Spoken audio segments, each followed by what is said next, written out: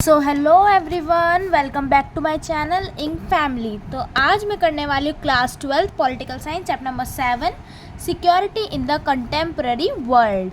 तो ये चैप्टर भी मैं हर चैप्टर की तरह अपने हैंड रिटन नोट से कवर करने वाली हूँ। ये मैंने बिल्कुल चैप्टर में से ही शॉर्ट करके पॉइंट बना के खुद लिखे हैं। So without wasting any time let's get started. तो चैप्टर है हमारा security in the contemporary world. ठीक है, चैप्टर नंबर ये 7 है। इसमें फर्स्ट हमारी बात आती है कि सिक्योरिटी से चैप्टर, तो सिक्योरिटी से आप क्या समझते हो, आप क्या समझते हैं सिक्योरिटी से, मैं भी ये जानना चाहूँगी। प्लीज़ कमेंट सेक्शन में बताना कि आप सिक्योरिटी वर्ड से क्या समझते हो। According to the book freedom from threats extremely danger. ठीक है, सिक्योरिटी क्या होता है, जो थ्रेट्स होते हैं, मतलब कि जो हमारे लिए एक्सट्रीम डेंजर वाली चीज़ें होती है, जिससे हमको हानि पहुंच सकती है किसी भी तरीके से, वो हमारे थ्रेट्स से हमको आज़ादी मिले, उसे कहते हैं सिक्योरिटी। ठीक है, तो बुक में और हमारे सिक्योरिटी के जो है नोशंस जो होते हैं वो दो होते हैं, दो नोशन होते हैं। एक होता है ट्रेडिशनल नोशन और एक होता है नॉन ट्रेडिशनल नोशन। तो सिक्योरिटी कितने टाइप की होती है, दो टाइप की। ठीक है, तो सबसे पहले अगर हम बात करें ट्रेडिशनल नोशन की, ठीक है, ट्रेडिशनल नोशन पे आते हैं। ट्रेडिशनल नोशन भी जो है दो टाइप का होता है, एक होता है इंटरनल, एक होता है एक्सटर्नल। इन दोनों वर्ड से ही समझ में थोड़ा थोड़ा आ रहा है ना कि इंटरनल मतलब अंदर, एक्सटर्नल मतलब बाहर। तो इंटरनल की प्रॉब्लम कैसे हुई, जैसे कि प्रॉब्लम विद इन कंट्री, जो प्रॉब्लम जो होती है वो कंट्री के अंदर ही हो, उन्हें कहते हैं इंटरनल। और सिविल वॉर तो ऑब्वियसली सबको पता ही होगा कि जो सिविल वॉर होती है वो कहाँ होती है, कंट्री के अंदर। कंट्री के अंदर ही लोग आपस में लड़ने झगड़ने लग जाते हैं, तो वो सिविल वॉर हो जाती है, हथियार उठा लेते हैं अंदर ही कंट्री के। ठीक है, स्टेट डिस्प्यूट्स। अब एक कंट्री है इंडिया, इतनी सारी स्टेट्स हैं इंडिया के अंदर, तो अगर स्टेट्स की मान लो यूपी है, बिहार है, या यूपी और यूके है, दोनों में अच्छी नहीं बन रही, स्टेट में डिस्प्यूट हो रही है, तो ये भी हमारी इंटरनल ट्रेडिशनल नोशन सिक्योरिटी के लिए सही बात नहीं है। ओके, तो फिर अब आते हैं हम एक्सटर्नल। ये तो थी इंटरनल, आई होप कि सबको इंटरनल क्लियर हो गई होगी। अब एक्सटर्नल ट्रेडिशनल नोशन क्या है, इसे जानते हैं। एक्सटर्नल से हम क्या समझ रहे हैं, थ्रेट्स फ्रॉम आउटसाइड बाउंड्री, मतलब जो हमें, एक हमारी इंडिया है, ये चाइना है या पाकिस्तान है, कुछ भी ले लो। ठीक है, तो इंडिया को जो है किसी दूसरी देश से कोई हानि है, कोई मुसीबत है, कोई थ्रेट है, कोई डेंजर है, तो ये हमारे किस चीज़ में आएगा, एक्सटर्नल में आएगा। ठीक है, सरेंडर का मतलब तो सबको पता है ना, किसी चीज़ के लिए सरेंडर करना, हार मान लेना कि हम नहीं लड़ने वाले, बात ख़त्म।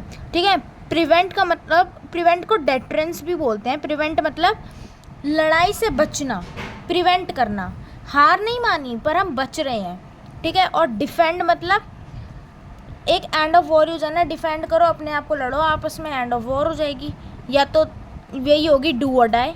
ठीक है, फिर आता है एक्सटर्नल में बैलेंस ऑफ पावर।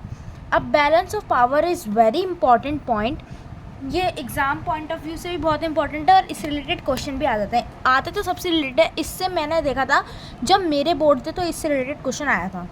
ठीक है, तो बैलेंस ऑफ पावर हम चार तरीके से कर सकते हैं। सबसे पहले आता है कॉन्फ्लिक्ट इन पास्ट, किसी कंट्री के साथ हमारे पास्ट में कॉन्फ्लिक्ट है। कॉन्फ्लिक्ट क्या होता है, तनाव है, मतलब कि अच्छी बोलचाल नहीं है हमारी, तू मैं है हमारी किसी कंट्री के साथ पास्ट में, तो क्या पता प्रेजेंट में वो हमारे लिए थ्रेट बन जाए।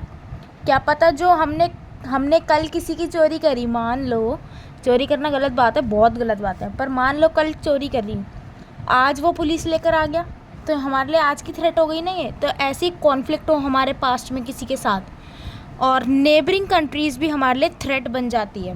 पाकिस्तान हमारी नेबरिंग कंट्री है, इंडिया और पाक दोनों नेबर्स है, दोनों के दोनों जो है किसके मेंबर है, कौन सी ऑर्गेनाइजेशन के, जल्दी बताओ किस ऑर्गेनाइजेशन के मेंबर है, जल्दी मुझे कमेंट में चाहिए। ठीक है, तो दोनों के दोनों नेबरिंग है, लेकिन क्या बहुत अच्छे फ्रेंड्स हैं, क्या बेस्ट फ्रेंड्स हैं, क्या BFF फॉरएवर है, नहीं। आपस में क्या होता है, लड़ाई झगड़े चलते रहते हैं, वो उसको नहीं, वो उसको, मतलब लड़ाई झगड़े चलते रहते हैं।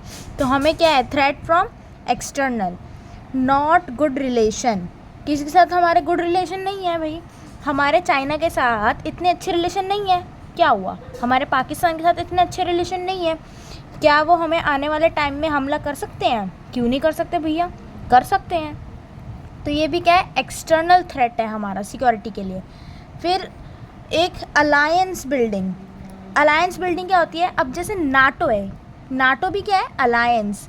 नाटो में क्या है कि एक देश पे हमला, नाटो के जितने मेंबर है, एक देश पे हमला, किस पे हमला माना जाएगा? एंटायर नाटो कंट्रीज़, ठीक है। और साथ में मिलकर चलते हैं, उन्होंने अलायंस बना रखी है आपस में, ठीक है। तो अलायंस बिल्डिंग भी बहुत इंपॉर्टेंट है कि अगर हम पे किसी ने आज हमला किया तो फिर फ्यूचर में जो है हमारा दोस्त आएगा। कैसे करते हैं आजकल के जनरेशन में? तो खासकर ऐसे होता है कि भाई बुला, अभी कि तुमने मैं चलो अपने भाई को बुलाता हूँ, अभी सगा बाय ब्लड वाला भाई नहीं, भाईचारे वाला भाई। तो यही चीज़ है इसमें भी, एक्सटर्नल में अलायंस बिल्डिंग, ठीक है। तो ये था हमारा पूरा ट्रेडिशनल नोशन। अब हम बात करेंगे नॉन ट्रेडिशनल नोशन के बारे में। ओके, तो नॉन ट्रेडिशनल नोशन भी दो टाइप के होते हैं। एक है हमारी ह्यूमन सिक्योरिटी, दूसरा है हमारा ग्लोबल सिक्योरिटी, ठीक है। अब ह्यूमन सिक्योरिटी से आप क्या समझ रहे हो? जो एक इंडिविजुअल, एक आदमी की नीड है, जो सिक्योरिटी एक आम आदमी को चाहिए होती है, वो होती है हमारी ह्यूमन सिक्योरिटी। ग्लोबल सिक्योरिटी से हम क्या समझ रहे हैं? जो entire nation, entire world, entire universe, सबकी नीड है, सबको ये सिक्योरिटी चाहिए, वो होगी हमारी global security.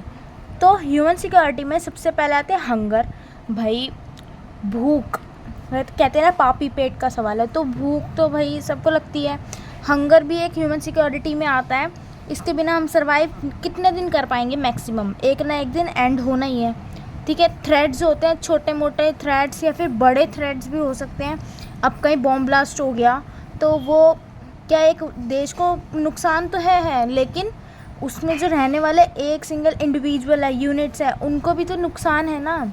Protection of people भी ह्यूमन सिक्योरिटी में आता है। और ह्यूमन राइट्स, सबसे इम्पॉर्टेंट क्या, ह्यूमन राइट्स जो है वो भी ह्यूमन सिक्योरिटी में आते हैं। ओके, तो ग्लोबल सिक्योरिटी, अब जो पूरे नेशन, पूरे यूनिवर्स की बात है, जैसे कि एपिडेमिक्स आ जाते हैं ना, जैसे अभी कोविड आया ना, कोविड भी। और ग्लोबल वार्मिंग क्या, किसी अगर ग्लोबल वार्मिंग आएगी तो क्या वो इंडिया को इफेक्ट करेगी ओनली? नहीं। क्या वो ओनली चाइना को इफेक्ट करेगी? क्या वो ओनली यूएस को इफेक्ट करेगी? क्या वो ओनली अंटार्कटिका को इफेक्ट करेगी? नो वे, वो लेगी तो सबको साथ ले डूबेगी। क्या कहते हैं, हम तो डूबेंगे सनम, तुम्हें भी संग ले डूबेंगे। तो वही वाली चीज़ होती है ग्लोबल सिक्योरिटी में। वाइड स्प्रेड डिसीजेस, वही सेम कोविड, या फिर मान लो आई फ्लू, बर्ड फ्लू, ये जितने भी फ्लू वगैरह होते हैं, ये सब वाइड स्प्रेड डिसीज़ेज़ हैं कि अगर तुम्हें हुआ तो तुम्हें भी हो जाएगा, छूने से, या फिर छूने से कह लो, या फिर कहते हैं ना कांटेक्ट में आने से, सांस से, मतलब वही बैक्टीरिया से। तो ये सारे ग्लोबली जो फैलता है वो। अब कोविड आया, कोविड चाइना से आया, क्या उसने ये देखा था कि मैं चाइना का हूँ तो मैं चाइना में ही रहूँगा? नहीं, कोविड तो पूरे वर्ल्ड को अफेक्ट कर गया बहुत गंदी तरीके से। इसीलिए ग्लोबल सिक्योरिटी भी बहुत इम्पॉर्टेंट है, ह्यूमन सिक्योरिटी भी इम्पॉर्टेंट है। ये थे हमारे दो नोशन रिलेटेड टू सिक्योरिटी। कौन कौन से थे, एक बार क्विकली रिकॉल करते हैं। दो नोशन, ट्रेडिशनल नोशन और नॉन ट्रेडिशनल नोशन। ट्रेडिशनल में आता है इंटरनल, एक्सटर्नल। इंटरनल अंदर का, एक्सटर्नल बाहर का। नॉन ट्रेडिशनल नोशन में दो आते हैं, ह्यूमन और ग्लोबल। ह्यूमन मतलब एक इंडिविजुअल आम आदमी की नीड, और ग्लोबल मतलब एंटायर यूनिवर्स की नीड। बैलेंस ऑफ पावर भी में भी क्या क्या होता है, conflict in past, neighbouring countries, not good relation, alliance building. अब नेक्स्ट है security challenges in newly independent country, जैसे कि एशियन अफ्रीका।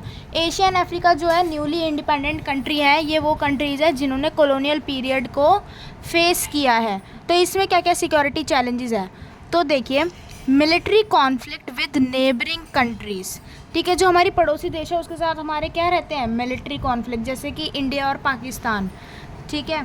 फिर इंटरनल मिलिट्री कॉन्फ्लिक्ट, अब देश के अंदर ही मिलिट्री क्या कॉन्फ्लिक्ट्स हैं कि separatist movement in Mughal reason.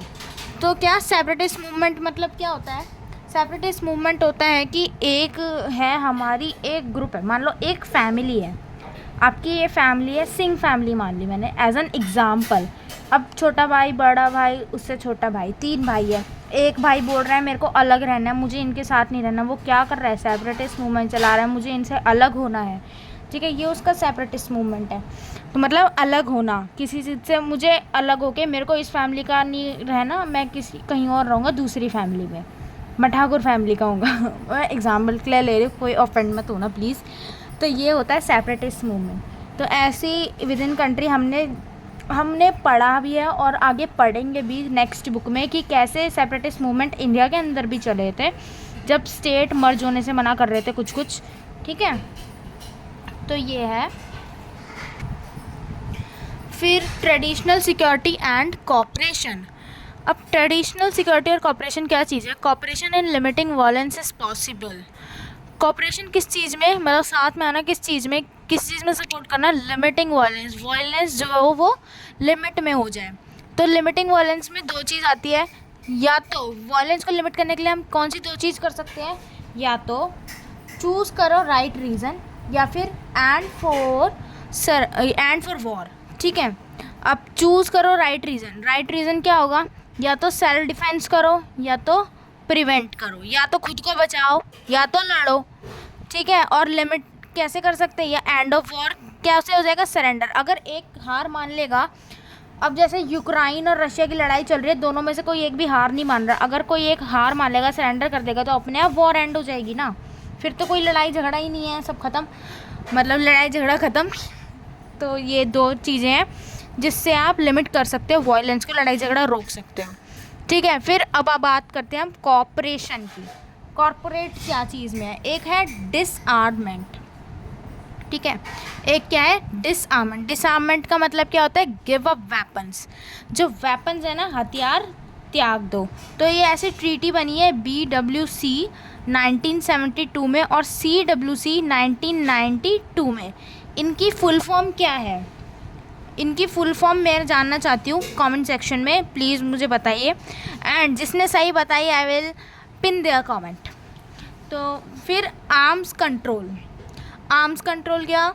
Arms control से हम क्या समझ रहे हैं? हथियारों पे रोक, या फिर कंट्रोल करना, नॉट रोक, कंट्रोल करना, लिमिट करना, limit on development of weapons. Weapons की डेवलपमेंट पे क्या लगानी? लिमिट, कि आप इतने ही वेपन्स जो है डेवलप कर सकते हो। इसके लिए भी ABM ट्रीटी हुई है 1972 में। अगर आपको डेट याद रखनी मतलब में प्रॉब्लम हो रहा है तो कोई दिक्कत नहीं है, वैसे इनकी डेट इतनी पूछी नहीं जाती, और अगर रख सकते हो तो रख लो, वेरी गुड। Confidence building. ठीक है, फिर एक कॉपरेशन में आता है कॉन्फिडेंस बिल्डिंग, जो हमने ऊपर पढ़ा था ना कि neighbouring countries not good relation, alliance building, उसी में से एक ये हो सकता है कि कॉन्फिडेंस बिल्डिंग। कॉन्फिडेंस कैसे बिल्ड होगा? जब हम share info of military plans, एक से हमारी अलाइनमेंट हो जाती है। जैसे हमने हमारी फ्रेंडशिप ट्रीटी थी ना रशिया के साथ, रशिया और इंडिया की फ्रेंडशिप ट्रीटी, तो ऐसी एक अलायंस बना लो कि हम अपनी मिलिट्री की इन्फॉर्मेशन थोड़ी थोड़ी शेयर, देखो पूरी तो कोई शेयर नहीं करता ऑब्वियसली, दंगे थोड़ी ना कराने। तो दंगे इन द सेंस व्हाट, कि कोई क्या पता भाई कौन कब हमारा दुश्मन बन जाए, कुछ वो थोड़ी ना करना हमको कि वही हमारे आतंकवादी भेज दे, ऐसा नहीं है।